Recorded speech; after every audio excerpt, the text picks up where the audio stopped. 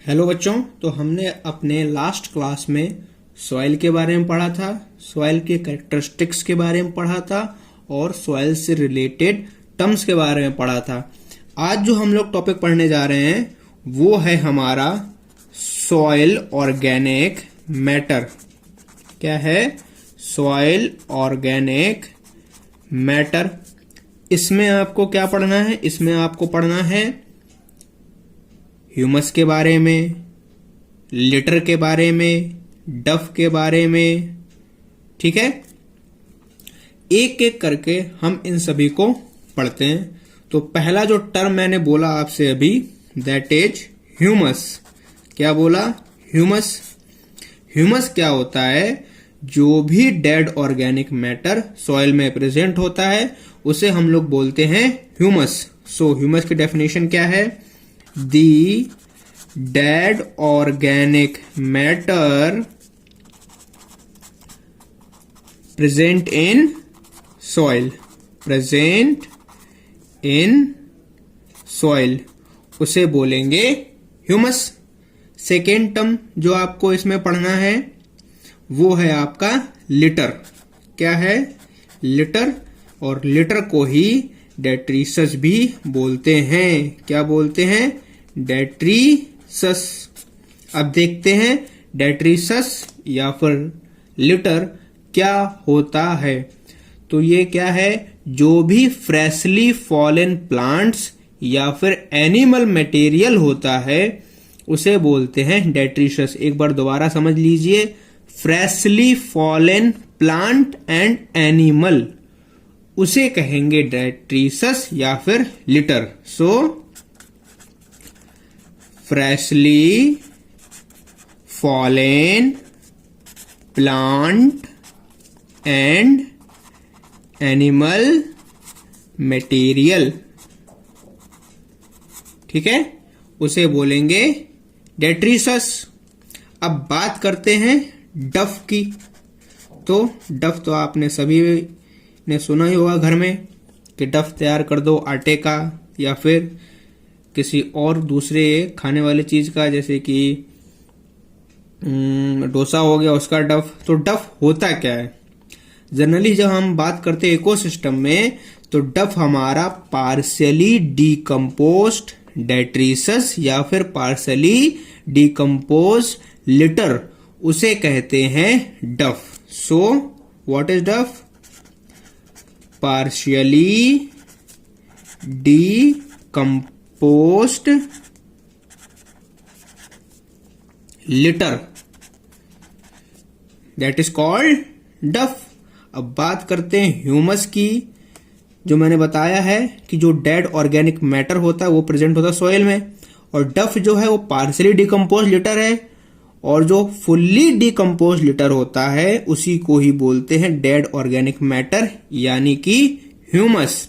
तो जब कभी भी टर्म आए पार्शियली डिकम्पोज लिटर तो आप कहेंगे उसे डफ कहते हैं, और जब कभी भी आए फुल्ली डिकम्पोज लिटर उसे हम लोग बोलते हैं ह्यूमस। सो लिटर किसको प्रिपेयर कर रहा है? लिटर जब भी डिकम्पोज होगा उससे बनेगा डफ, और जब डफ पूरी तरीके से कंपोज हो जाएगा, डिकम्पोज्ड हो जाएगा, उसे बोलेंगे ह्यूमस। ये आपको क्लियर हो गया होगा। नाउ अब बात करते हैं कि ह्यूमस का फॉर्मेशन कैसे होता है, और ह्यूमस के फॉर्मेशन को क्या बोलते हैं? डीकम्पोजिशन। क्या बोलते हैं? Decomposition. Decomposition is the process of formation of humus. क्या कहेंगे?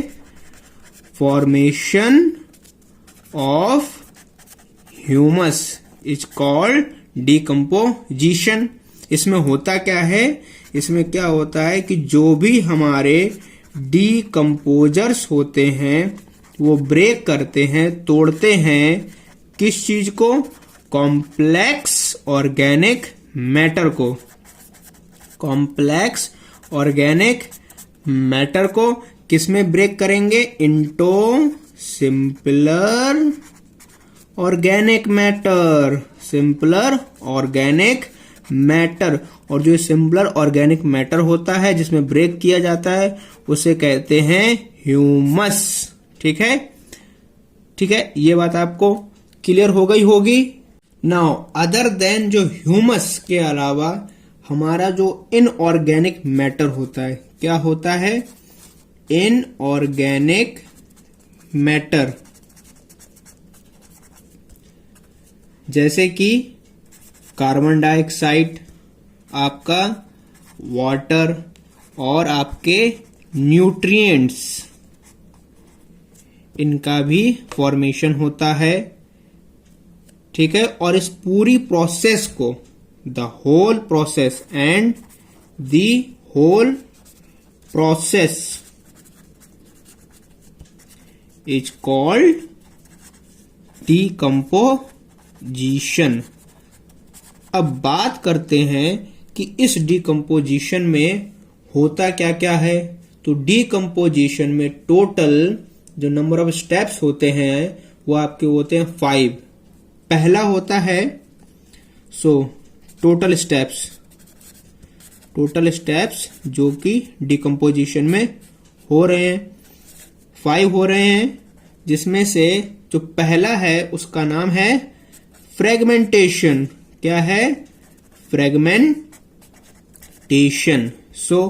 देखते हैं फ्रेगमेंटेशन क्या होता है। आप सभी जानते हैं कि किसी भी चीज को छोटे छोटे फ्रेगमेंट्स में ब्रेक कर देना ही फ्रेगमेंट्स होता है या फिर फ्रेगमेंटेशन होता है। जब हम बात करते हैं इकोसिस्टम में, तो जब हमारे डेट्रीवोर्स यानी कि फॉर एग्जांपल अर्थवर्म जब ब्रेक डाउन कर देगा डेट्रीसस को, लिटर को छोटे छोटे पार्टिकल्स में, उसे बोलेंगे फ्रेगमेंटेशंस। फ्रेगमेंटेशन क्या होता है?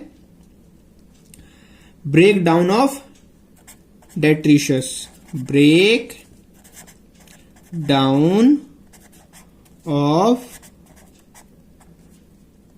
detritus into smaller particles। वो भी किसके द्वारा? by detrivores, by detritivores।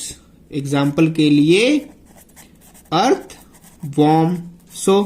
पहला प्रोसेस फ्रेगमेंटेशन आपको क्लियर हो गया होगा कि डेट्रीवोर्स के द्वारा ब्रेक डाउन कर देना डेट्रीसस का स्मॉलर पार्टिकल्स में कहलाता है फ्रेगमेंटेशन। दूसरा स्टेप जो इसमें होता है वो होता है लीचिंग। क्या होता है? लीचिंग। लीचिंग में बात करें तो इसमें क्या होता है? जो भी वाटर सोल्यूबल इनऑर्गेनिक न्यूट्रिएंट्स होते हैं वो सॉइल में चले जाएंगे और वहां जाकर जमा हो जाएंगे। ठीक है, जो भी वाटर सोल्यूबल इनऑर्गेनिक न्यूट्रिएंट्स होते हैं, क्या होते हैं? न्यूट्रिएंट्स, वो सभी कहां चले जाते हैं? जमीन के अंदर। गो डाउन सॉइल होरिजन, है ना, एंड गेट, और जमा हो जाएंगे, एंड गेट प्रेसिपिटेटेड। किसकी तरह जमा हो जाएंगे? S unavailable salt, unavailable salt. इसे बोलते हैं लीचिंग। ठीक है, अब हमारे थर्ड स्टेप जो है दैट इज कॉल्ड कैटाबोलाइजेशन। क्या है? कैटाबोलाइजेशन, कैटाबोलिज्म बोलो या फिर कैटाबॉलिज्म। इसमें क्या होता है? जो भी बैक्टीरिया हैं, जो भी फंजाई हैं, जब वो डेट्रीसस को ब्रेक कर देंगे अपने एंजाइम्स का यूज करके सिंपल ऑर्गेनिक और इनऑर्गेनिक सब्सटेंस को, उसको बोलते हैं कैटाबोलिज्म। सो क्या है इसमें, क्या होता है, जो भी बैक्टीरियल एंड फंगल एंजाइम्स हैं वो डिग्रेड करेंगे। क्या करेंगे? डिग्रेड करेंगे। किसको डिग्रेड करेंगे? डेट्रीशस को। किसको? डेट्रीशस को। वो भी किसमें? इंटो सिंपल या फिर simple organic and inorganic substances. Inorganic substances, ठीक है, उस प्रोसेस को बोलेंगे कैटाबॉलिज्म। अब जो हमारी अगली दो प्रोसेस हैं, एक है ह्यूमिफिकेशन और दूसरा है मिनरलाइजेशन।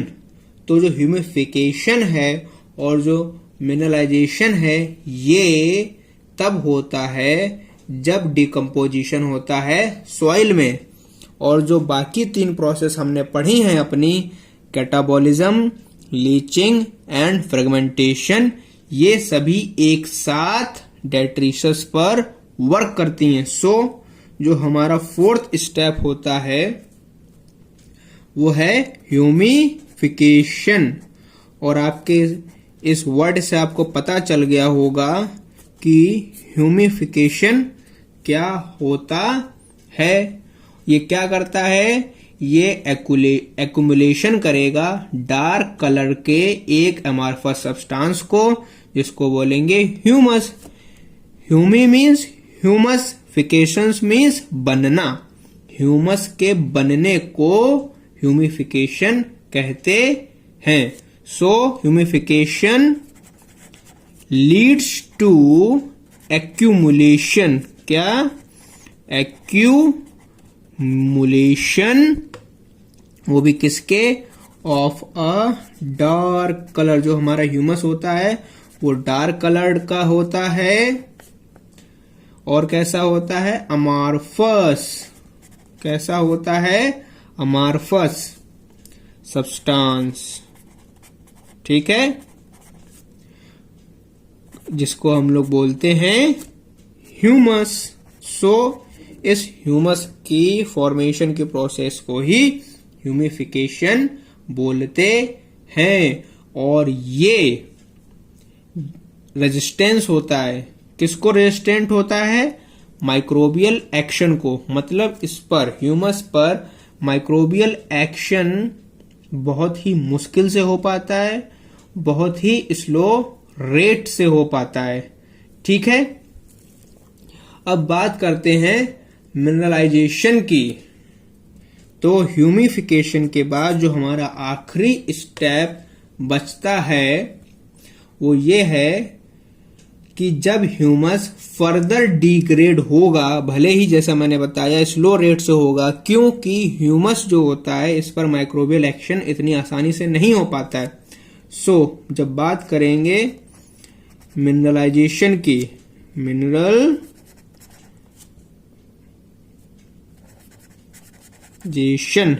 मिनरलाइजेशन, सो ये क्या है? फर्दर डिग्रेडेशन ऑफ ह्यूमस, वो भी किसके द्वारा? बाय सम माइक्रोब्स ही करेंगे। और क्या रिलीज होता है इसमें? And release inorganic nutrients. क्या? इनऑर्गेनिक न्यूट्रिएंट, उसे बोलेंगे मिनरलाइजेशन। सो मिनरलाइजेशन आपको क्लियर हो गया होगा कि इसमें इनऑर्गेनिक न्यूट्रिएंट्स का फॉर्मेशन होता है। इसके अलावा डीकम्पोजिशन के लिए आपको लार्ज अमाउंट में ऑक्सीजन चाहिए। सो डीकम्पोजिशन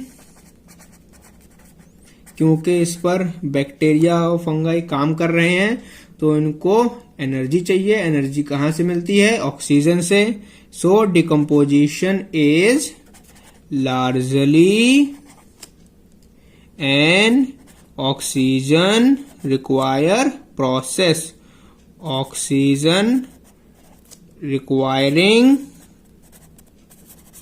प्रोसेस। ये आपको क्लियर हो गया होगा। अब बात करते हैं कि डीकम्पोजिशन का रेट वो किसके द्वारा कंट्रोल होता है। तो डीकम्पोजिशन का जो रेट है ये केमिकल कंपोजिशन जो होता है डेट्रीशस का और जो हमारे क्लाइमेटिक फैक्टर होता है इस पर डिपेंड करता है। एक पर्टिकुलर क्लाइमेटिक कंडीशन में डीकम्पोजिशन रेट आपका कम होगा, स्लो होगा, और किसी दूसरे क्लाइमेट में ज्यादा हो जाएगा। ठीक है। अगर आपका डीकम्पोजिशन रेट स्लो है वो तभी होगा जब आपका डेट्रीशस लिग्निन और काइटिन से है, और ज्यादा कब होगा? जब डेट्रीशस आपके नाइट्रोजन और वाटर सोल्यूबल सब्सटेंस जैसे कि शुगर से भरा हुआ है। So rate of decomposition depends on, किस पर डिपेंड कर रहा है? पहली चीज कि डेट्रीशस का कंपोजिशन कैसा है, कंपोजिशन ऑफ डेट्रीशस। दूसरी चीज इस पर डिपेंड कर रहा है क्लाइमेटिक फैक्टर, क्लाइमेटिक फैक्टर। ठीक है। अब बात करते हैं faster decomposition, faster decomposition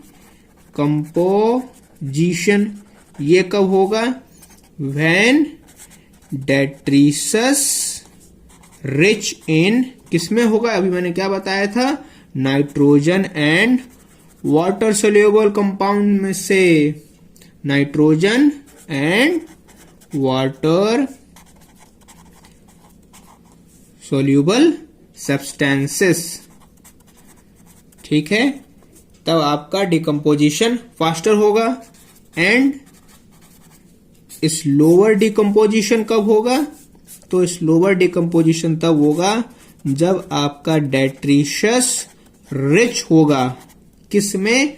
chitin and lignin में, काइटिन एंड लिग्निन, क्योंकि ये माइक्रोब के एक्शन को इनहिबिट करता है। अब हम बात करेंगे क्लाइमेटिक फैक्टर की। क्लाइमेटिक फैक्टर्स, तो इसमें दो बातें। पहला टेम्परेचर और दूसरा सॉइल का मॉइस्चर, सॉइल मॉइस्चर। तो इसमें क्या होता है बच्चों, जितना ज्यादा टेम्परेचर होगा, जितना ज्यादा सॉइल मॉइस्चर होगा, उतना ही डीकम्पोजिशन को फेवर करेगा। सो मोर टेम्परेचर एंड मोर मॉइस्चर क्या करते हैं? फेवर करते हैं किसको? डीकम्पोजिशन को, डीकम्पोजिशन। ठीक है। ये बात आपको क्लियर हो गई होगी। अब बात करते हैं सॉइल की प्रोफाइल। सॉइल प्रोफाइल, एक सॉइल प्रोफाइल बनाएंगे, उसके अकॉर्डिंग देखेंगे कि उसकी लेयर्स में क्या क्या प्रेजेंट होता है। तो एक प्रोफाइल बना ले रहे हैं।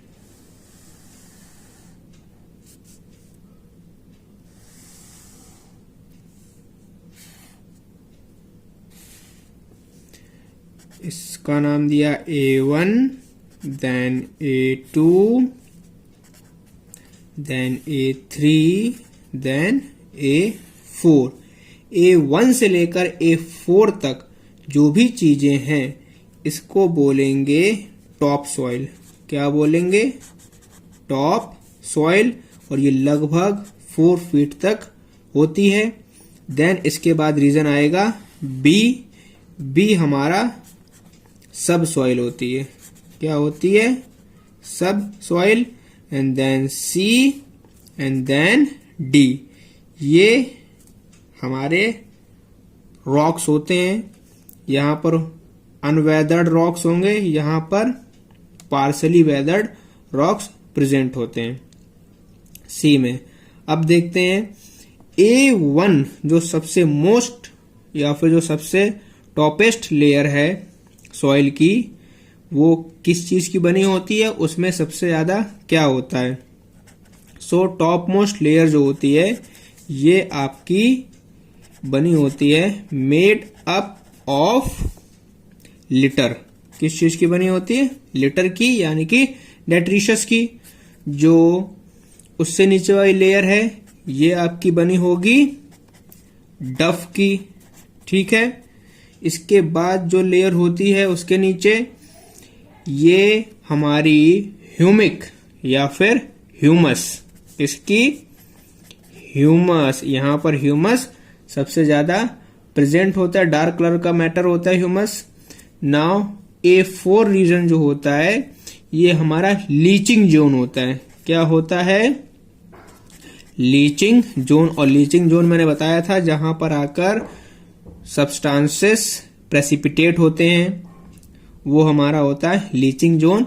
यहां पर आपका ह्यूमस और मिनरल्स दोनों प्रेजेंट होते हैं, ह्यूमस प्लस मिनरल्स। ठीक है।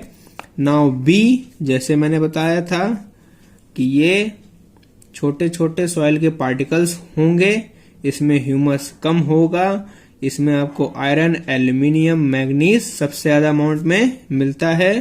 So made up of small soil particles. Small soil particles. इसमें आपको क्या क्या मिलेगा? कंपाउंड्स जो मिलेंगे इसमें, कंपाउंड्स जैसे कि आयरन हो गया, एल्यूमिनियम हो गया, मैग्नीज हो गया, ये सभी हायर अमाउंट में मिलेंगे। सी वाली जो लेयर होती है ये यहां पर आपको इनकम्प्लीटली वेदर रॉक्स मिलेंगे। क्या मिलेंगे? In completely weathered rock. ठीक है। और जो सबसे लास्ट होगी यहां पर अनवेदर्ड पेरेंटल रॉक्स होती हैं। Unweathered parental rocks. ठीक है। तो ये है हमारा सॉइल प्रोफाइल। सॉइल प्रोफाइल के अलावा आपको कुछ बातें याद रखनी है एस अ नोट। वो क्या? पहली बात, जो बेस्ट पीएच होता है for the cultivation of soil के लिए वो आपका 5.5 से 6.5 के बीच लाई करता है। So best pH of the soil, वो भी किसके लिए? कल्टीवेशन के लिए, फॉर कल्टीवेशन। ये आपका 5.5 से 6.5 तक होता है। जो एक्सेस वाटर होता है कभी कभी, ऐसा सेकेंड पॉइंट आपको याद रखना है, वो सैलिनिटी प्रॉब्लम को लेके आता है। दूसरी चीज, एक्सेस वाटर किस चीज को प्रोड्यूस कर देता है? Produce salinity. किस चीज को?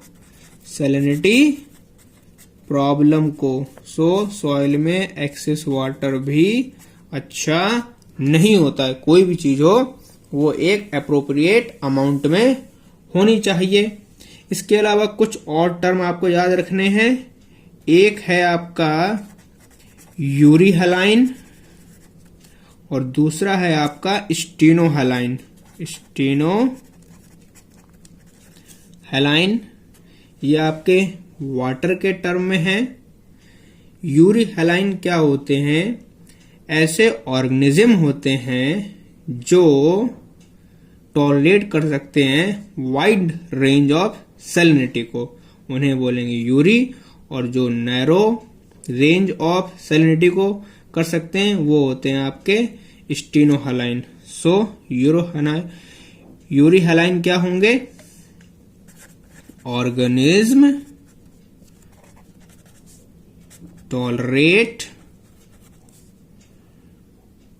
टॉलरेंट किस चीज के लिए?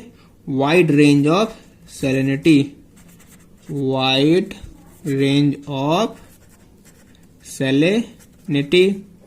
और stenohaline organism tolerant narrow range of salinity. ठीक है, ये दो टर्म। एंड देन एक लास्ट टर्म इसमें जो आता है हमारे एबायोटिक फैक्टर कंपोनेंट में है, वो है आपका topography. So as a note आपको इसको भी याद रखना है कि टोपोग्राफी क्या होती है।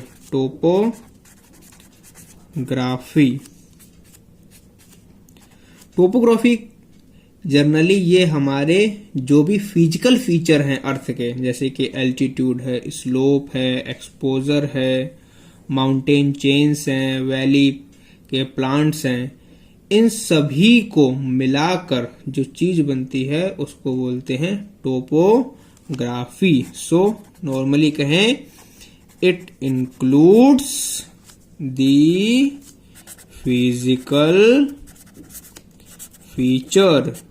क्या करती है?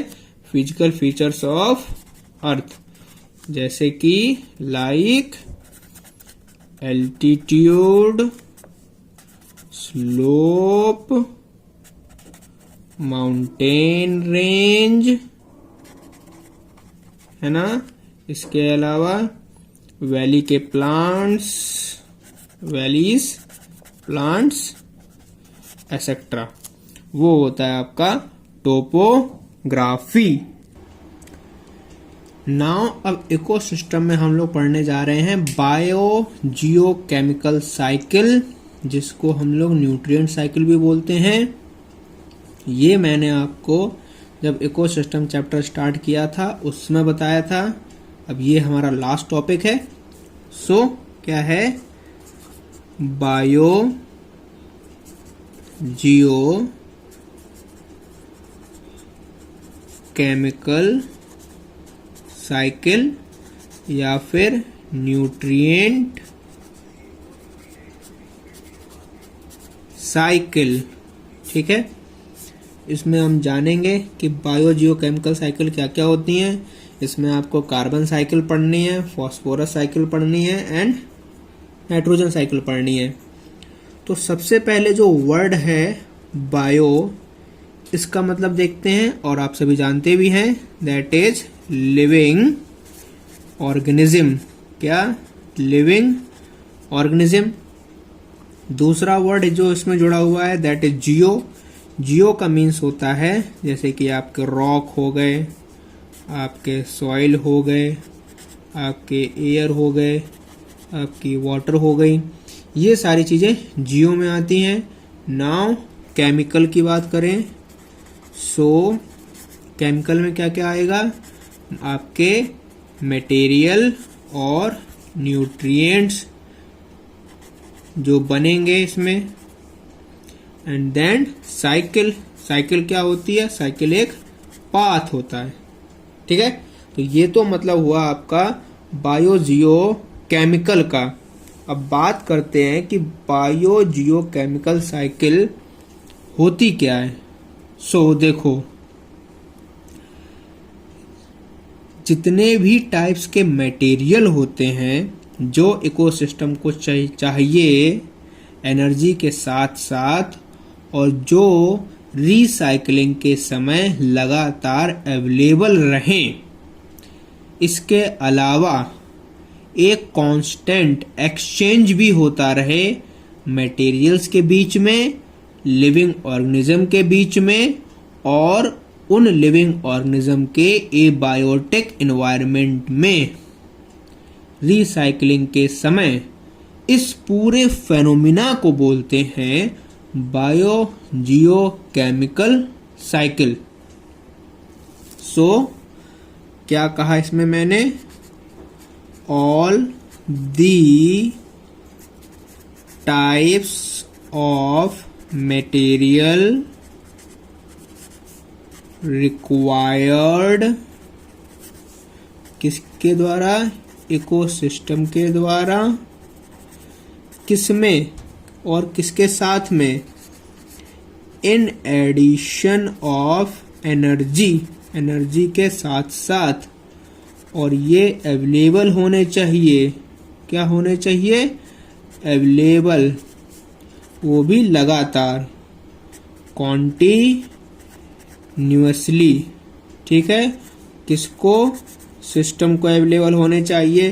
किस समय? Through recycling, through recycling. जिससे क्या होता रहेगा? एक constant, there is a constant exchange होता रहेगा। जो मैंने बताया था अभी आपको, एक्सचेंज होता रहेगा। किसका एक्सचेंज होता रहेगा? मटेरियल का। किसका? मटेरियल का। ठीक है, किसके किसके बीच में?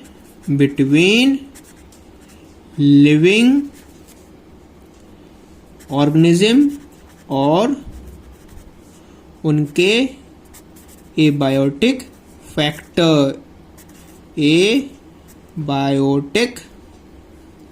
एबायोटिक एनवायरनमेंट में। ठीक है, इस पूरे फेनोमेनन को हम लोग बोलते हैं बायोजियोकेमिकल साइकिल। ठीक है, अब हम लोग एक बायोजियोकेमिकल साइकिल का फॉर्मेशन करते हैं। उसमें सबसे पहले हमारे ग्रीन प्लांट्स क्या आ जाएंगे? Green plants. ठीक है, इसके बाद इन ग्रीन प्लांट्स को खाने वाले, इनको कौन खाता है? इनको खाते हैं हर्बीवोर्स, हर्बीवोर्स। और हर्बीवोर्स को खाने वाले होते हैं कार्निवोर्स। ठीक है, कार्निवोर्स। और जब कार्निवोर्स भी खत्म हो जाते हैं, मर जाते हैं, तो इनको कौन खाते हैं? डीकम्पोजर्स। कौन खाता है? डीकम्पोजर्स। ठीक है, इसके अलावा डीकम्पोजर्स प्लांट्स को भी खाते हैं आफ्टर डेथ। ठीक है, अब डीकम्पोजर्स इनको डीकम्पोज कर देगा और क्या बना देगा? एक न्यूट्रिएंट पूल। क्या बना देगा? एक न्यूट्रिएंट पूल, मतलब कि उनको सॉइल में अब्जॉर्ब करा देगा। Nutrient pool. ठीक है, जिसमें कि सॉइल बन जाएगा आपका, वाटर बन जाएगा और कुछ एटमॉस्फेयर में चला जाएगा। ठीक है, तो ये आपका न्यूट्रिएंट पूल में आता है। और जो चीजें इसमें सॉइल में होंगी, वाटर में होंगे, एटमॉस्फेयर में होंगी, उसको ग्रीन प्लांट्स अपने अंदर सो कर लेता है। तो इस टाइप से पूरी बायोजियोकेमिकल साइकिल बनती है। इसके अलावा और क्या चाहिए? हमें चाहिए सन, क्योंकि विदाउट सन ये सब कुछ बेकार है। सन अपनी सनलाइट इसको भेजता रहता है।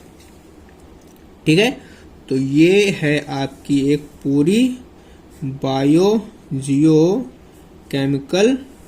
साइकिल। ठीक है, इसमें क्या है? जो ये तीनों हैं, आप जान रहे हैं, ये हमारे कंज्यूमर्स हैं, कंज्यूम कर रहे हैं। फिर यहाँ पर आपने देखा कि डीकम्पोजर्स सब कुछ एक्सपोर्ट कर दे रहे हैं as a soil, water and atmosphere को क्या कर रहे हैं, यहाँ पर एक्सपोर्टेशन हो रहा है। और यहाँ पर इम्पोर्टमेंट हो रहा है, इम्पोर्ट किया जा रहा है ग्रीन प्लांट्स में। जो भी न्यूट्रिएंट पूल में अवेलेबल है, जैसे कि सॉइल है, वाटर है और एटमॉस्फेयर है, यहाँ से सब कुछ ग्रीन प्लांट्स में इम्पोर्ट हो रहा है। तो ये है आपकी एक बायोजियोकेमिकल साइकिल। अब देखते हैं कि कौन कौन सी साइकिल हमें हमारे इकोसिस्टम में देखने को मिलती हैं। So the following types of cycle are found in an ecosystem. वो कौन कौन सी हैं? पहली तो आपको देखने को मिलती है गैसियस साइकिल। गैसियस साइकिल में आपको कार्बन साइकिल मिलती है, हाइड्रोजन साइकिल है, नाइट्रोजन साइकिल है और ऑक्सीजन साइकिल्स। ये सारी साइकिल आपको गैसियस साइकिल में मिलेंगी। और जो इनका रिजर्वायर होता है वो आपका एटमॉस्फियर होता है या फिर आपका हाइड्रोस्फीयर होता है, ठीक है। और इनमें से आपको कार्बन साइकिल पढ़नी है, नाइट्रोजन साइकिल पढ़नी है। दूसरी साइकिल जो हमें देखने को मिलती है वो होती है सेडिमेंट्री साइकिल। क्या होती है? Sedimentary cycle. क्या होती है? Sedimentary cycle. और इसमें क्या क्या देखने को मिलेगी? एक तो फास्फोरस साइकिल, एक सल्फर साइकिल और एक कैल्शियम साइकिल। ये 3 साइकिल्स आपको सेडिमेंट्री साइकिल देखने को मिलेंगी, जिसमें से हमें सिर्फ फास्फोरस साइकिल ही पढ़नी है। और इसका जो रिजर्वायर होता है वो होता है आपका अर्थ क्रस्ट। सो इसका जो रिजर्वायर है, रिजर्वायर, वो आपका हो गया एटमॉस्फियर। और इसका जो रिजर्वायर है ये आपका है लिथोस्फियर, यानी कि अर्थ क्रस्ट, लिथोस्फियर, ठीक है। अब हम एक नोट भी आपको इसमें ध्यान रखना है कि जो भी ये साइकिल्स हैं इनमें जो बल्क मटेरियल होता है वो रिजर्वायर में, चाहे वो एटमॉस्फियर में हो और चाहे आपका वाटर बॉडीज में हो, चाहे आपके लिथोस्फियर में हो, वो इनएक्टिव रहेगा। क्या रहेगा? इनएक्टिव। खास कर तो जो भी सेडिमेंट्री साइकिल का होता है। सो इन दीज साइकिल्स जो भी आपका बल्क मटेरियल है वो कैसा रहेगा? Remains in the inactive. किसमें? इनएक्टिव रिजर्वायर में। वो भी कहां पर? अर्थ क्रस्ट में। जैसे कि एग्जाम्पल के लिए सेडिमेंट ऑफ सी। ये एक मेन बात है जो आपको याद रखनी है, या फिर आपके वाटर बॉडीज में, कि जो कुछ बल्क मटेरियल इसमें होता है वो इनएक्टिव रिजर्वायर में रहता है। अब हम लोग एक एक कर जो मैंने बताई, हमें जो कार्बन साइकिल, नाइट्रोजन साइकिल और फास्फोरस साइकिल पढ़नी है वो। Carbon cycle. कार्बन साइकिल को बनाने से पहले तो हम अपनी पहले ये कंफ्यूजन खत्म कर लें कि स्टार्ट कहाँ से करेंगे, एटमॉस्फेयर से करेंगे या फिर लिथोस्फियर से करेंगे। क्योंकि दिक्कत ये है कि आप लोगों ने कई जगह पढ़ा होगा, तो कोई एटमॉस्फेयर से स्टार्ट करता है, तो कोई लिथोस्फीयर से स्टार्ट करता है। लेकिन अगर आप रूट पे काम करेंगे तो ये देखेंगे कि जब अर्थ का फॉर्मेशन हुआ था उस समय अर्थ पे कुछ भी नहीं था। उस समय सबसे पहले कार्बन लिथोस्फीयर में ही प्रेजेंट थी। फिर धीमे धीमे अर्थ ठंडा हुआ, पानी बरसा, तो बारिश की वजह से जो भी लावा था उससे कार्बन डाइऑक्साइड के साथ साथ और गैसेस भी रिलीज हुई। तो ये इससे स्पेसिफाई हो जाता है कि कार्बन सबसे पहले लिथोस्फीयर में प्रेजेंट होता है। ठीक है, इसके बाद कार्बन रिलीज होता है लिथोस्फीयर से एटमॉस्फेयर में in the form of carbon dioxide, और उसके बाद ग्रीन जितने भी प्लांट्स हैं वो कार्बन डाइऑक्साइड का यूज करेंगे, अपने फूड का प्रिपरेशन करेंगे। फिर उस फूड को दूसरे एनिमल्स खाएंगे और रेस्पिरेशन के समय कार्बन डाइऑक्साइड का रिलीज करेंगे। और इसके अलावा जो कार्निवोर्स हैं वो उनको खाएंगे जिन्होंने प्लांट्स को खाया है, मतलब कि हर्बीवोर्स। फिर अगेन रेस्पिरेशन से रिलीज करेंगे। इसके बाद जब ये सब मर जाते हैं तो वापस से जब इनका डिकम्पोजिशन होगा उस समय भी कार्बन डाइऑक्साइड रिलीज होगी। तो ये बात आपको क्लियर हो गई होगी। जब हम लोग कार्बन साइकिल की बात करते हैं तो इसको हम लोगों को कहां से स्टार्ट करना है। ठीक है, तो सबसे पहले स्टार्ट करते हैं फॉसिल फ्यूल से। ठीक है, क्योंकि सबसे पहले यही था। हाँ, ये आप कह सकते हैं कि सर फॉसिल फ्यूल तभी होंगे जब वहां पर एनिमल्स होंगे, प्लांट्स होंगे, वो मरे होंगे और as a fossil fuel collect हुए होंगे। लेकिन जैसा कि मैंने बताया कि अर्थ के फॉर्मेशन के समय प्लांट्स नहीं थे, एटमॉस्फेयर नहीं था, एटमॉस्फेयर बाद में बना है। तो हम फॉसिल फ्यूल्स को लिथोस्फीयर का ही रिप्रेजेंटेशन लेके चल रहे हैं। सो स्टार्ट करते हैं फॉसिल फ्यूल से। ठीक है, तो फॉसिल फ्यूल से समझें कि हमारी अर्थ ठंडी हो रही थी और उससे कार्बन डाइऑक्साइड हमारे एटमॉस्फेयर में रिलीज हो रहा था। कहां पर? एटमॉस्फेयर में क्या आ गई? कार्बन डाइऑक्साइड आ गई।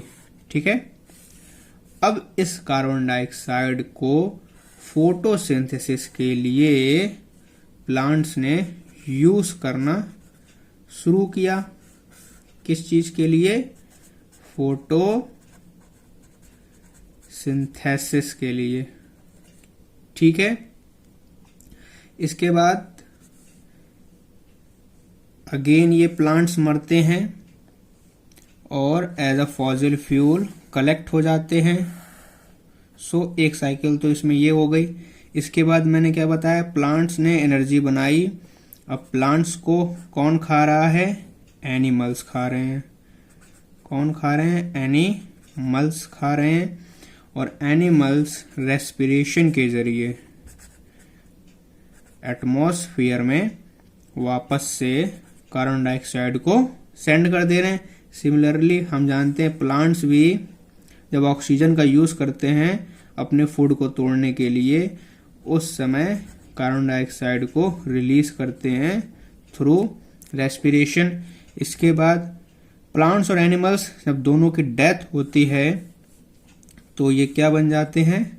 डेट्रीशियस। ठीक है, और फिर इसके ऊपर डिकम्पोजिशन का काम होता है।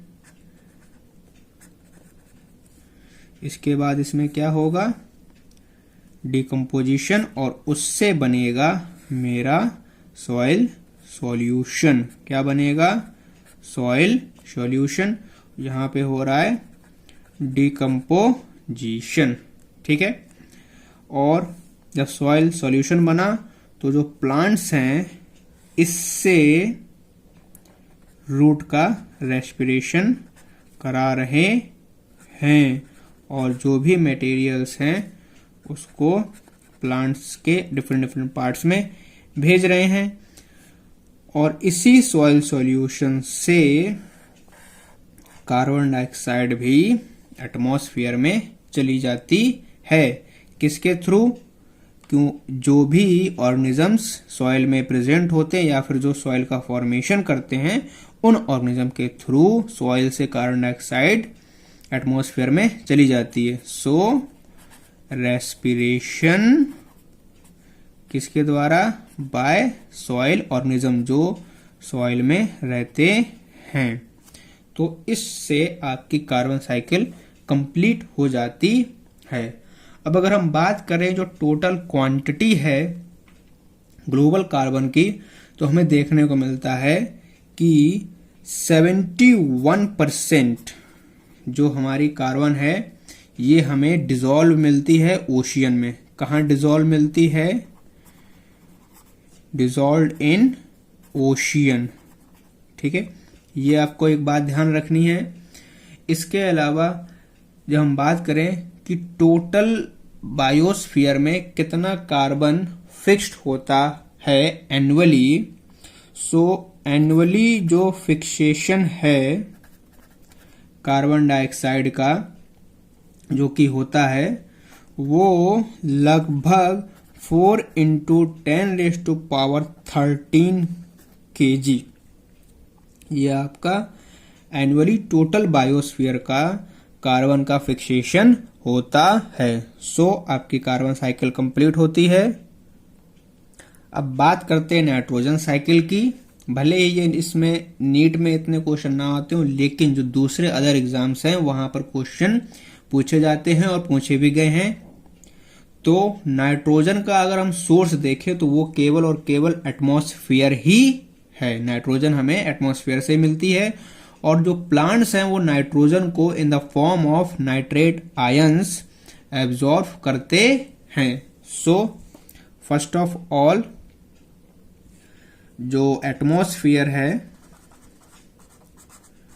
Atmosphere is the only source of nitrogen. वो भी कितना है? लगभग इतना % आपके एटमॉस्फेयर में प्रेजेंट है। सेकेंड थिंग, जो प्लांट्स हैं वो एब्जॉर्ब करते हैं नाइट्रोजन को इन द फॉर्म ऑफ, किस फॉर्म में? नाइट्रेट आयंस के फॉर्म में, नाइट्रेट आयंस। ठीक है, अब बात करें नाइट्रोजन साइकिल की, तो नाइट्रोजन साइकिल कंप्लीटेड होती है कुछ स्टेप्स में। सो स्टेप्स लेके चलते हैं इसके, जिसमें से जो हमारा पहला स्टेप है वो है नाइट्रोजन फिक्सेशन का। क्या है? Nitrogen fixation. सो नाइट्रोजन फिक्सेशन में क्या होता है? ये एक प्रोसेस होती है जिसमें कुछ बैक्टीरिया और कुछ एल्गी, जैसे कि ब्लू ग्रीन एल्गी, ये कन्वर्ट करते हैं एटमॉस्फेरिक नाइट्रोजन को नाइट्रोजिनस कंपाउंड्स में, अमोनिया के थ्रू, अमीनो एसिड के थ्रू और नाइट्रेट सॉल्ट्स के थ्रू। सो नाइट्रोजन फिक्सेशन एक प्रोसेस होती है। सो इसमें क्या होता है? इसमें कुछ bacteria, some bacteria and blue green algae क्या करते हैं? कन्वर्ट कर रहे हैं किसको? एटमॉस्फेरिक नाइट्रोजन को किसमें? Into nitrogenous compound, nitrogenous compounds. ठीक है, किसके थ्रू आया? अमोनिया के थ्रू, अमीनो एसिड के थ्रू और नाइट्रेट सॉल्ट के थ्रू, नाइट्रेट सॉल्ट्स के थ्रू। ठीक है, एग्जाम्पल देखें अगर इसके हम लोग, तो सबसे पहले बैक्टीरिया का ही लेके चलते हैं। तो जो बैक्टीरिया इसमें काम करते हैं वो है आपका राइजोबियम। इसके अलावा एजोस्पिरिलम, एजोस्पाइरिलम, पायरिलम, और जो है इसमें वो आपका है एरोराइजोबियम, एरोराइजोबियम, ये बैक्टीरिया हैं। और भी बैक्टीरिया इसमें आते हैं, फ्रैंकिया हो गया और क्लॉस्ट्रीडियम हो गया, क्लॉस्ट्रीडियम हो गया, और एजोबैक्टर, एजेटोबैक्टर, ये सभी बैक्टीरिया नाइट्रोजन फिक्सेशन करते हैं। और ये कहाँ मिलते हैं? ट्रॉपिकल ग्रासेस में। कहाँ पर? In tropical grasses. ठीक है, बात करें ब्लू ग्रीन एल्गी की। ब्लू ग्रीन एल्गी, तो ब्लू ग्रीन एल्गी में सबसे पहला तो एनाबिना हो गया, दूसरा हमारा नॉस्टॉक हो गया, और एलोसिरा भी होता है एक, एलोसिरा। ये सभी नाइट्रोजन का फिक्सेशन करते हैं। वो भी कहां पर? फ्लडेड राइस फील्ड में। कहां पर? इन फ्लडेड राइस फील्ड। ठीक है, वो भी कहां पर? ट्रॉपिक्स में। तो ब्लू ग्रीन एल्गी और बैक्टीरिया के जरिए नाइट्रोजन का फिक्सेशन होता है। लेकिन इसमें भी आपको कुछ बातें एज अ नोट याद रखनी है। तो नोट कुछ याद रखने हैं आपको, जो कि हैं, इसमें पहला नोट ये कि जो एजेटोबैक्टर है आपका, एजेटोबैक्टर, ये एक एनारोबिक बैक्टीरिया है, नहीं सॉरी, एरोबिक बैक्टीरिया है। Aerobic bacteria, aerobic means those requires oxygen. दूसरी बात, जो आपका क्लॉस्ट्रीडियम है, ये एक एनारोबिक बैक्टीरिया है। क्लॉस्ट्रीडियम ये आपका एनारोबिक बैक्टीरिया है। तीसरी चीज, एक सिम्बायोटिक रिलेशनशिप भी होता है, जहां पर नाइट्रोजन फिक्सेशन बैक्टीरिया पेनिट्रेट नहीं करता है होस्ट के टिश्यू में, और इस टाइप की सिम्बायोसिस को हम लोग एसोसिएटिव सिम्बायोसिस बोलते हैं। सो इसका मतलब एक सिम्बायोटिक एसोसिएशन के जरिए भी नाइट्रोजन फिक्सेशन होता है। That symbiosis is associative symbiosis. ठीक है, जिसके थ्रू भी नाइट्रोजन फिक्सेशन हो रहा है। अब जो सेकेंड स्टेप होता है नाइट्रोजन साइकिल में, वो है आपका नाइट्रिफिकेशन। वो क्या है आपका? नाइट्रिफिकेशन। नाइट्रिफिकेशन का मतलब क्या है? कन्वर्जन ऑफ अमोनिया किसमें? नाइट्रेट में। इसको बोलते हैं nitrification. So process in which ammonia converts into किसमें कन्वर्ट हो जाता है? नाइट्रेट। नाइट्रेट, ठीक है, उसको बोलते हैं नाइट्रिफिकेशन। और जो नाइट्रिफिकेशन है ये कंप्लीट होती है 2 स्टेप्स में। सो कंप्लीट्स इन 2 स्टेप्स। सबसे पहले अमोनिया ब्रेक हुआ नाइट्राइट में, किसने किया? नाइट्रोसोमोनस ने, नाइट्रोसोमोनस। देन काम करेगा नाइट्रोबैक्टर, बैक्टर और ब्रेक कर देगा इसको नाइट्रेट आयंस में। ठीक है, इसमें भी आपको एक बात याद रखनी है एज अ नोट कि ये पहली चीज, कुछ क्वांटिटी ऑफ नाइट्रेट सॉइल में इलेक्ट्रोकेमिकल या फिर फोटोकेमिकल प्रोसेस के जरिए आता है। So few quantity of nitrate ions comes in soil by electrochemical और फोटोकेमिकल। ठीक है, photochemical process.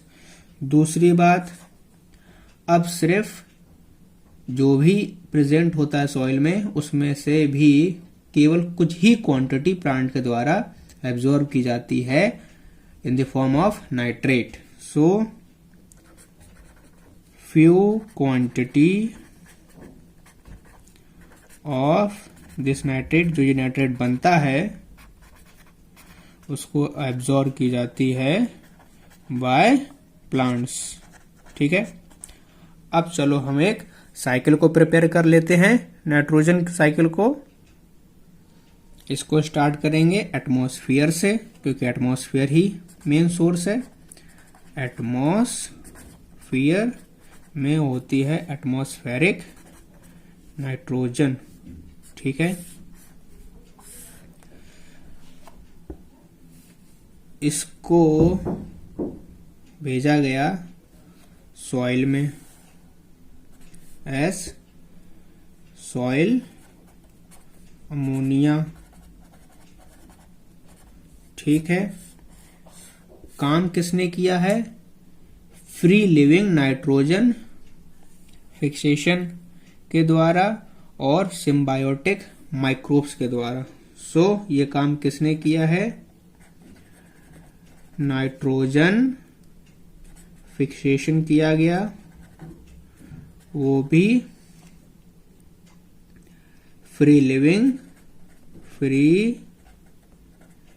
Living and symbiotic microbes. Symbiotic microbes. ठीक है, इसके बाद इस पर काम किया नाइट्रोसोमोनस ने कन्वर्ट किया सॉइल नाइट्राइट में। देन नाइट्रोबैक्टर साहब आए हमारे, नाइट्रोबैक्टर कन्वर्ट कर दिया सॉइल नाइट्रेट में। देन इसको भेज दिया गया एटमॉस्फेयर में। एक काम तो ये हुआ। दूसरा काम क्या है कि सॉइल से, जैसा कि मैंने बताया, एक चीज इसमें और लिख लीजिए कि जब सॉइल नाइट्रेट एटमॉस्फेरिक नाइट्रेट में जा रही है उसको बोलते हैं डीनाइट्रिफिकेशन। सो क्या बोलेंगे? डीनाइट्रिफिकेशन। तो मैं क्या बता रहा था कि बनने के बाद प्लांट्स कुछ नाइट्रेट्स को एब्जॉर्ब करेंगे। सो किसने एब्जॉर्ब किया? प्लांट्स ने। ठीक है, अब क्या हुआ?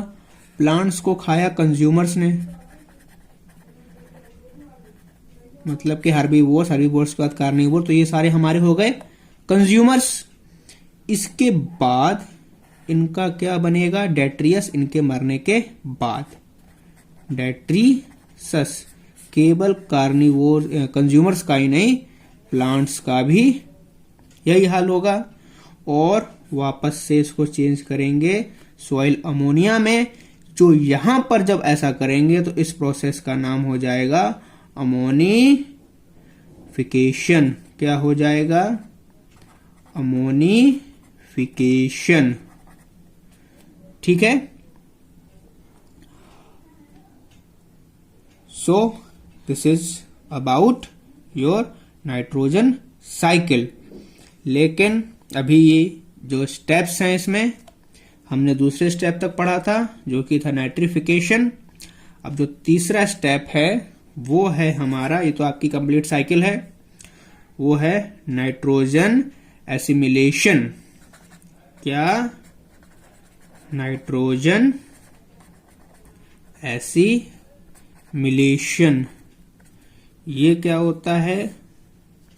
इसमें क्या है, जो मैंने बताया था कि जब सॉइल के पास नाइट्रेट आ गया, अब उसको प्लांट एब्जॉर्ब कर रहे हैं, ठीक है, और फॉर्मेशन करते हैं प्रोटीन का।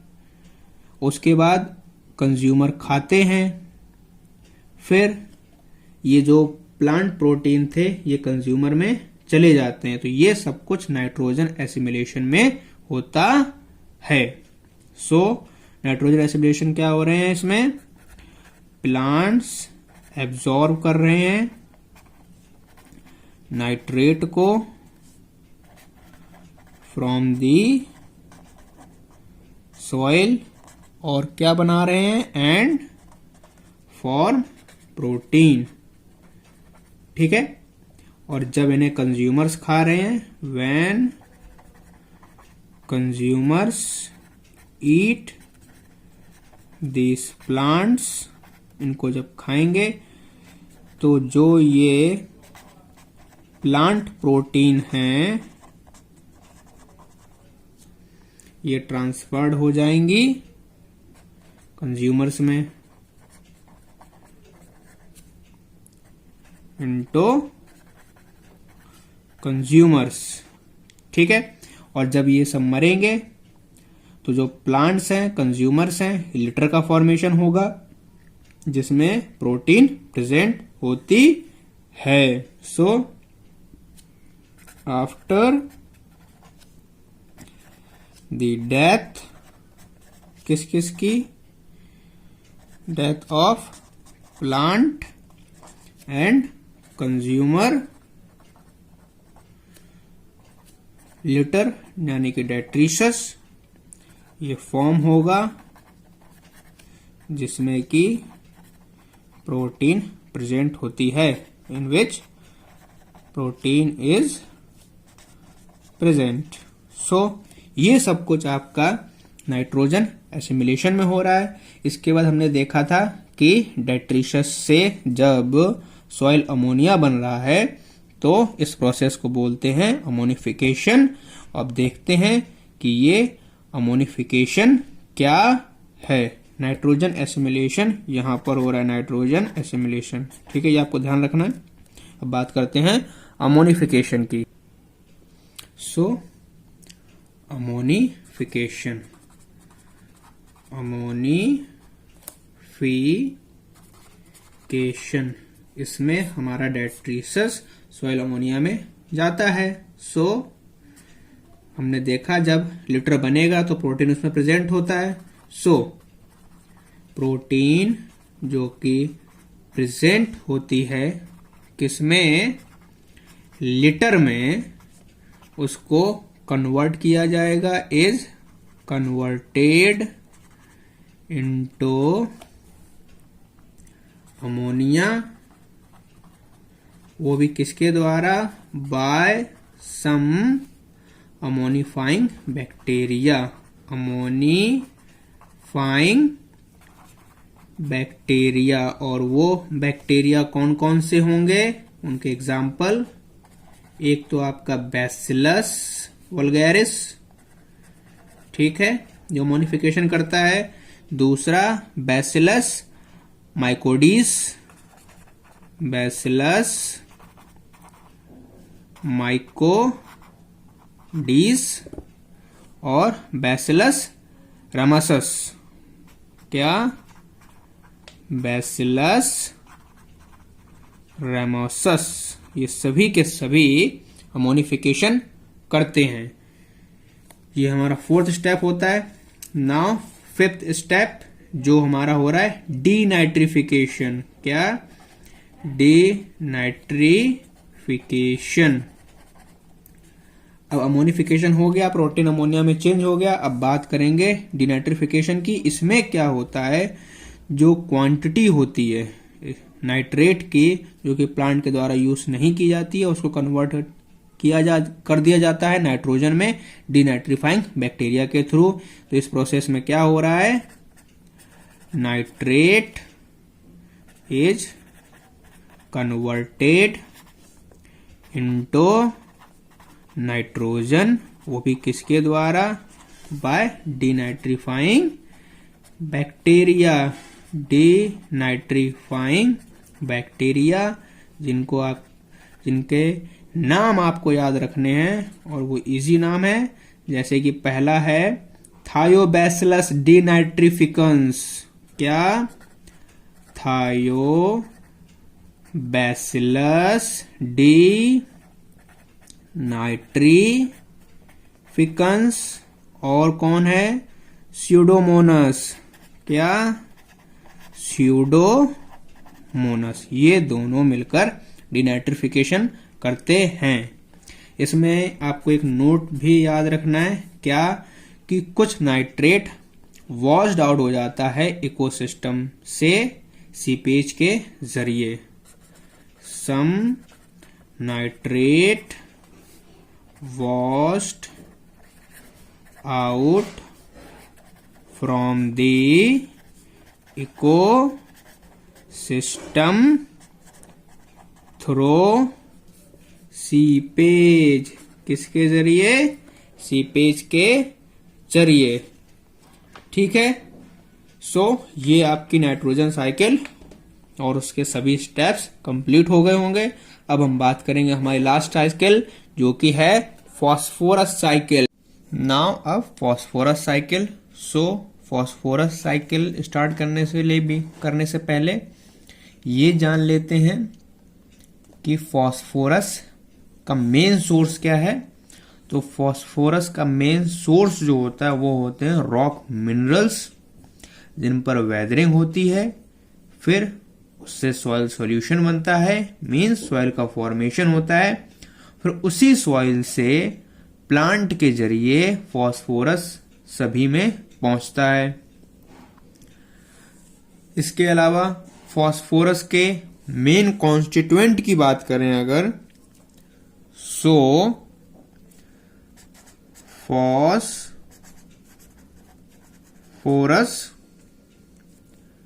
जो है वो किस किस चीज का मेन कॉन्स्टिट्यूएंट है। मेन कॉन्स्टिट्यूएंट तो किस किस का होता है। सबसे पहले प्रोटोप्लाज्म। किसका, प्रोटोप्लाज्म का। और किसका होता है, प्लाज्मा मेम्ब्रेन का, प्लाज्मा मेम्ब्रेन। ठीक है। और इसके अलावा bones and teeths, bones and teeth, इन सभी का मेन कॉन्स्टिट्यूएंट होता है फॉस्फोरस। ठीक है। जैसा कि मैंने बताया इसका जो मेन सोर्स है वो रॉक्स हैं। सो बात करें मेन सोर्स की, दैट इज रॉक्स। ओके। अब बनाते हैं इसकी साइकिल। तो स्टार्ट करेंगे हम लोग रॉक मिनरल से। सो रॉक मिनरल्स, ठीक है। इस पे हुई वेदरिंग, वेदरिंग से बना सॉइल सॉल्यूशन। सो यहां हमारा सॉइल सॉल्यूशन बन गया है और सॉइल सॉल्यूशन को अपटेक करेंगे हमारे प्रोड्यूसर्स। मतलब क्या है इसका, कि सॉइल सॉल्यूशन यानी कि सॉइल में जो भी फॉस्फोरस प्रेजेंट है उसको आपके जो प्रोड्यूसर्स हैं यानी कि प्लांट्स, तो उनके लिए ले रहे हैं वर्ड प्रोड्यूसर्स। ये प्रोड्यूसर्स में पहुंचेगा। देन प्रोड्यूसर्स से कौन लेगा? कंज्यूमर्स लेंगे, सारे हर्बीवोर्स, कार्निवोर्स, ठीक है। और कंज्यूमर्स की जब डेथ होगी तो वो किस में चेंज होंगे? डेट्रीशस में, डेट्रीशस, है ना। और अगेन डेट्रीशस से वापस से ये सॉइल में चला जाएगा। किसकी वजह से? डीकम्पोजिशन की वजह से, डीकम्पोजिशन। सो ये है पूरी साइकिल, ठीक है। इसके अलावा और बात करें तो हमारे प्रोड्यूसर्स भी डेट्रीशस बनेंगे, जैसे कि कंज्यूमर बनेंगे, और सब कुछ डिकम्पोजिशन के जरिए वापस से सॉइल सॉल्यूशन में चला जाएगा। तो ये है फॉस्फोरस साइकिल। अब इसमें आपको कुछ नोट याद रखने। पहली चीज, जो प्लांट्स हैं हमारे, ये एब्जॉर्ब करते हैं फॉस्फोरस को in the form of phosphorus in the form of orthophosphate। किस फॉर्म में? ऑर्थोफॉस्फेट, ठीक है। और जो ऑर्थोफॉस्फेट होता है, इसका फॉर्मूला जो होता है वो PO4 3 नेगेटिव होता है। अब हम बात करेंगे कि कार्बन और फॉस्फोरस साइकिल में डिफरेंस क्या होता है। So difference between carbon and phosphorus cycle, phosphorus cycle. तो ये देखें, तो पहली चीज, जो एटमॉस्फेरिक इनपुट्स हैं फॉस्फोरस के, वो रेनफॉल के जरिए ज्यादा होते हैं कार्बन के कंपैरिजन में। क्या कहा मैंने? जो एटमॉस्फेरिक इनपुट्स हैं किसके? फॉस्फोरस के, वो रेनफॉल के जरिए, थ्रू रेनफॉल ज्यादा होते हैं। और ज्यादा नहीं, स्मॉलर होते हैं देन कार्बन, ठीक है। ऐसा क्यों है? क्योंकि फॉस्फोरस हमारे एटमॉस्फेयर में जा ही नहीं पाती है। जैसा कि आपने साइकिल में देखा कि रॉक मिनरल्स में जब वेदरिंग हुई, उससे सॉइल सॉल्यूशन बना, फिर उस सॉइल सॉल्यूशन में से फॉस्फोरस को प्रोड्यूसर्स ने गेन किया, देन कंज्यूमर्स ने, और कंज्यूमर्स फिर मरने के बाद डेट्रीशस बन गए, और डेट्रीशस से वापस से वही फॉस्फोरस सॉइल सॉल्यूशन में चला गया। इसीलिए जब हमारा फॉस्फोरस एनवायरनमेंट में पहुंचता नहीं है, मतलब कि जब हमारे एटमॉस्फेयर में आएगा ही नहीं, तो रेनफॉल के जरिए इनपुट कैसे होगा उसका। इसीलिए जो फर्स्ट पॉइंट है वो यही कह रहा है कि फॉस्फोरस रेनफॉल के जरिए एज कंपेयर टू कार्बन कम होता है। दूसरी चीज, जो गैसियस एक्सचेंजेस होते हैं फॉस्फोरस के ऑर्गेनिजम्स के बिटवीन में और एनवायरनमेंट के बिटवीन में, वो लगभग निग्लिजिबल होता है। सो gaseous exchanges of phosphorus between organism and environment are negligible। क्यों है? क्योंकि फॉस्फोरस को कोई भी रिलीज नहीं करता, ना ही हम रेस्पिरेशन के थ्रू करते हैं, ना ही किसी दूसरे प्रोसेस के जरिए। तो ये सब कुछ था तीनों साइकिल्स के बारे में। अब बात करते हैं बायोम किसे कहते हैं। क्या? बायोम। बायोम कहते हैं लार्ज इकोसिस्टम को। किसको? लार्ज इकोसिस्टम को। जैसे कि लार्ज एक्वाटिक है ना, पूरा का पूरा ओशन में ले लें, और दूसरा पूरा का पूरा टेरेस्ट्रियल, इन्हें कहा जाता है biome, terrestrial eco system.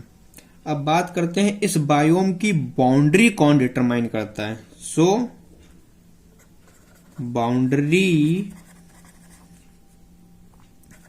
of the biome determined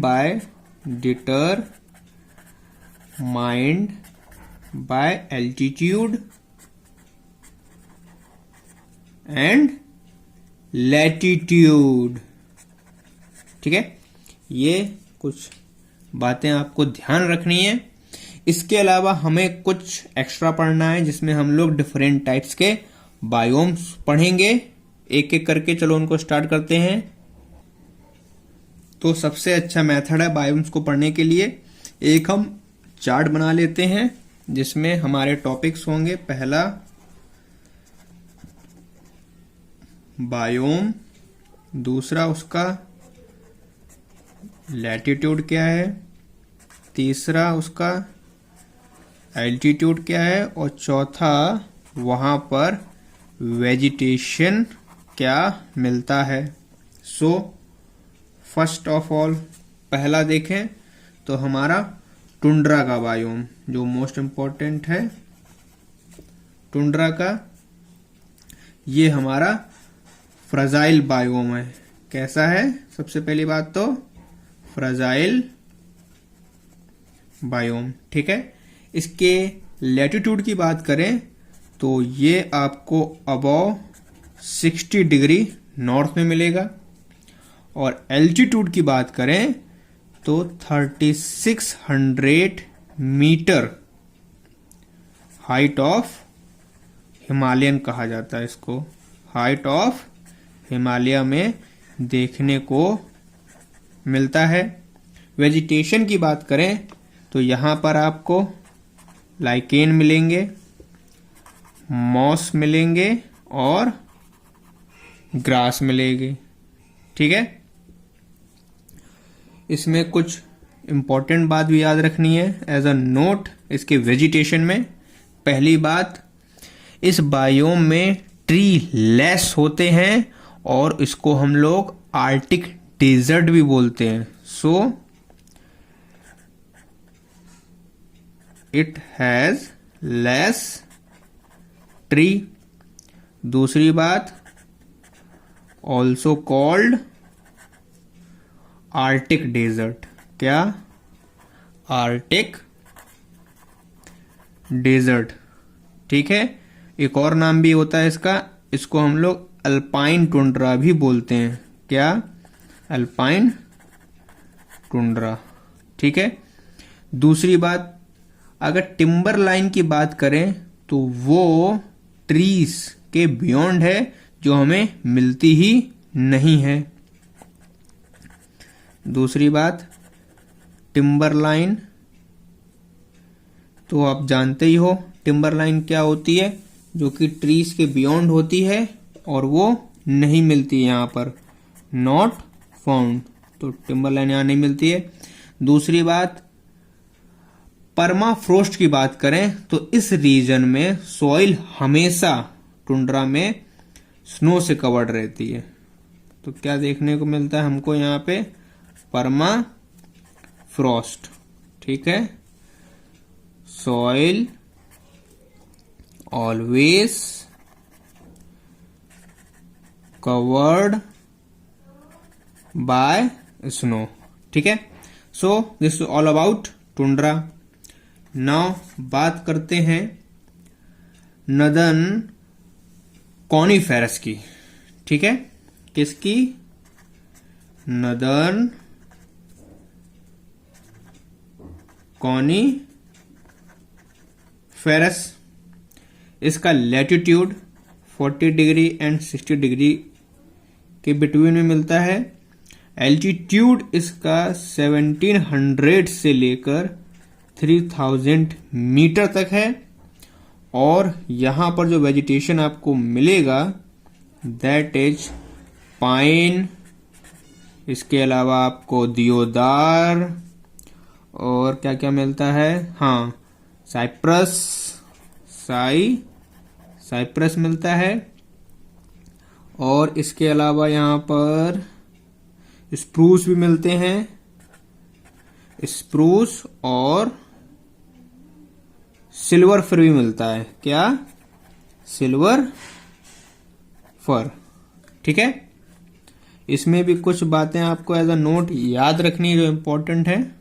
पहली बात, जितने भी कॉनिफेरस फॉरेस्ट होते हैं उनके पास में निडल लाइक लीव्स होती हैं, हैव निडल लाइक लीव्स। ठीक है। दूसरी बात, also called as Telaga, also called as, इसको तेलगा भी, नो तेलगा या तैगा, यस तैगा कहते हैं। क्या कहते हैं? तैगा। ये आपको नाम याद रखना है नॉर्दर्न कॉनिफेरस में। ठीक है। नाउ जो तीसरा बायोम है वो हमारा है टेम्परेट डेसिडियस, जिसको ब्रॉड लीफ फॉरेस्ट भी बोलते हैं। So third one is the temperate deciduous, temperate deciduous, इसी को ही ब्रॉड लीफ फॉरेस्ट बोलते हैं, ब्रॉड लीफ फॉरेस्ट। ठीक है। इसके लैटिट्यूड की बात करें तो ये भी आपको 40 से 60 डिग्री के बीच में मिलेगा। एल्टीट्यूड की बात करें तो इसका एल्टीट्यूड लगभग 1500 से 2400 मीटर होता है। और इसके अगर वेजिटेशन की बात करें तो यहां पर हमें ओक मिलता है। क्या मिलता है? ओक। और इसके बारे में भी एक खास बात है जो आपको एज अ नोट याद रखनी है कि जो ट्रीज के शेड होते हैं, या फिर ये कहिए जो ट्री हैं वो शेड कर देते हैं उनकी लीव्स को ऑटम में, और वापस से आ जाते हैं स्प्रिंग में। ठीक है। सो क्या लिखेंगे? That trees shade there leaves, छोड़ देते हैं लीव्स इन ऑटम। ठीक है। और वापस से पत्तियां लेके आ जाता है ये अपनी, कब? स्प्रिंग में, अगेन इन स्प्रिंग। ठीक है। ये टेम्परेट डेसिडियस फॉरेस्ट के बारे में है। नाउ फोर्थ बायोम जो है हमारा इंपॉर्टेंट वो है ट्रॉपिकल डेसिडियस फॉरेस्ट। क्या है? Tropical deciduous forest. ठीक है।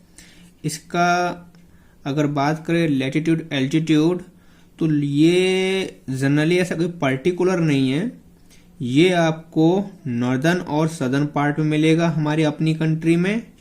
और इसके अलावा ये प्लेन और हिली एरिया में मिलता है। सो क्या बात करें, कहाँ मिलेगा ये आपको? नॉर्दर्न एंड सदर्न पार्ट में। ठीक है। और बात करें और किस किस जगह में मिलेगा? प्लेन में भी मिलता है एंड हिली एरिया में भी ये आपको मिल जाएगा। यहाँ के वेजिटेशन की अगर बात करें हम लोग ट्रॉपिकल डेसिडियस फॉरेस्ट के, तो यहाँ पर आपको साल मिलेगा।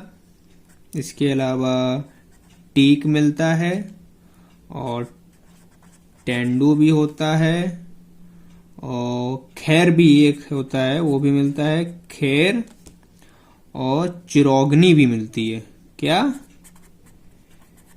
चिरौंगी कहते हैं उसको, RAUNG, हाँ चिरौंगी कहते हैं। ठीक है, इसकी खास बात क्या है एज अ नोट कि जो लीव्स होती हैं ज्यादातर ट्री की वो समर से पहले ही गिर जाती हैं। सो लीव्स जो होती हैं मोस्ट ऑफ द ट्री की फॉल बिफोर समर। ये एक्स्ट्रा है कुछ लेकिन इंपॉर्टेंट है। नाउ हमारा जो फिफ्थ है biome, that is tropical rain forest. क्या है? Tropical rain forest. तो जब ट्रॉपिकल रेन फॉरेस्ट की बात करते हैं, ये आपको मिलता है इक्वेटोरियल या फिर इक्वाटोरियल रीजन में। इक्वाटोरियल रीजन में, ठीक है। इंडिया में बात करें तो जो ट्रॉपिकल रेन फॉरेस्ट है ये हमारा वेस्टर्न घाट और ईस्टर्न हिमालय में है। सो इन इंडिया कहाँ कहाँ पे? Western Ghat and eastern Himalaya में मिलेगा। किसमें? ईस्टर्न हिमालय। ठीक है, ये आपको यहाँ पे मिलता है। नाउ बात करते इसकी वेजिटेशन की। तो ट्रॉपिकल रेन फॉरेस्ट का जो वेजिटेशन है, यहाँ आपको डिप्टेरोकार्पस और जो होपिया होते हैं, ये ज्यादातर ट्रीज की स्पीसीज मिलती हैं, वो भी इंडिया में। सो कौन कौन सी? डिप्टेरोकार्पस और होपिया। क्या? होपिया कहाँ पर? इंडिया में। ठीक है, इसके अलावा यहाँ पे लाइनास भी मिलता है। क्या? लाइनास आर ऑल्सो फाउंड। ठीक है, नाउ हमारा सिक्स बायोम जो है दैट इज चपारल। क्या है? चपारल। ठीक है, ये आपका मेडिटेरियन में है। इसको हम लोग स्क्रब फॉरेस्ट भी बोलते हैं। क्या? Scrub forest. ठीक है, ये आपको कहाँ पे मिलेंगे? ये आपको मिलते हैं पैसिफिक कोस्ट, वो भी कहाँ का? नॉर्थ अमेरिका का और साउथ कोस्ट ऑफ ऑस्ट्रेलिया में। कहाँ मिलेगा ये आपको? Pacific coast in North America, North America and South coast of Australia. ठीक है, साउथ कोस्ट ऑफ ऑस्ट्रेलिया, ये आपको वहां पर मिलेगा। यहाँ पर जो वेजिटेशन देखने को हमें मिलता है, तो यहाँ पर छोटे छोटे ट्रीज हैं और कुछ सर्ब होती हैं। सो यहाँ पर क्या है? स्मॉल ट्री मिलेंगे और इसके अलावा श्रब मिलेगी। श्रब में भी सेज मिलता है बस, और लगभग कुछ भी देखने को नहीं मिलता है। नाउ सेवंथ बायोम जो है दैट इज सवाना। नाम भी सुना होगा आपने, ट्रॉपिकल सवाना बोलते हैं इसको। ट्रॉपिकल सवाना बायोम, जिसको हम लोग थॉर्न फॉरेस्ट भी बोलते हैं। किस नाम से भी जानते हैं? Thorn forest. So savanna biome की खास बात क्या है, ये आपको साउथ अमेरिका और ऑस्ट्रेलिया में मिलेगा एंड ऑस्ट्रेलिया, ठीक है। और इसमें जो वेजिटेशन हमें मिलता है, वेजिटेशन जो देखने को मिलता है वो आपकी कुछ तो ग्रास हैं, ग्रासेस में भी सैकेमा मिलती हैं, और इसके अलावा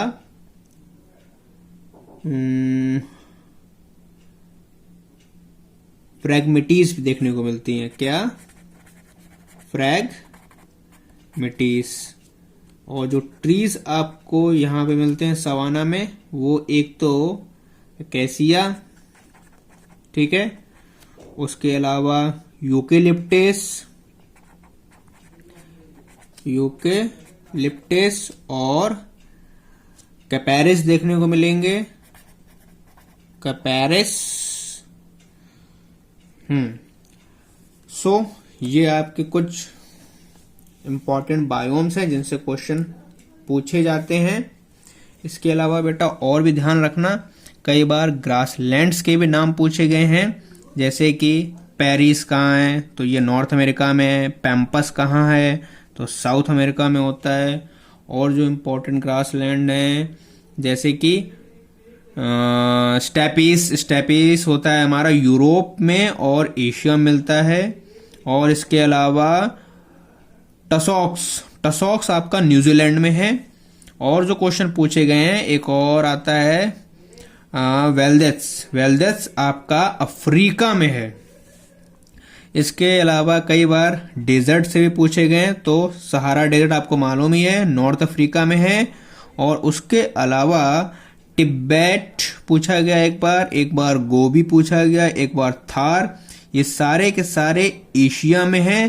ध्यान क्या रखना है इसमें, एक बात आपको, जो गोबी डेजर्ट है ये आपका कोल्ड डेजर्ट है, और सहारा और थार आपके हॉट डेजर्ट हैं। सो ये आपका आज जो चैप्टर है इकोसिस्टम कंप्लीट हो गया है। Please like, share and subscribe this channel, so ताकि सभी बच्चों को जो भी एग्जाम दे रहे हैं और जो नेक्स्ट ईयर में देंगे उनको इसका फायदा मिले। So please share the channel. Thank you बच्चों।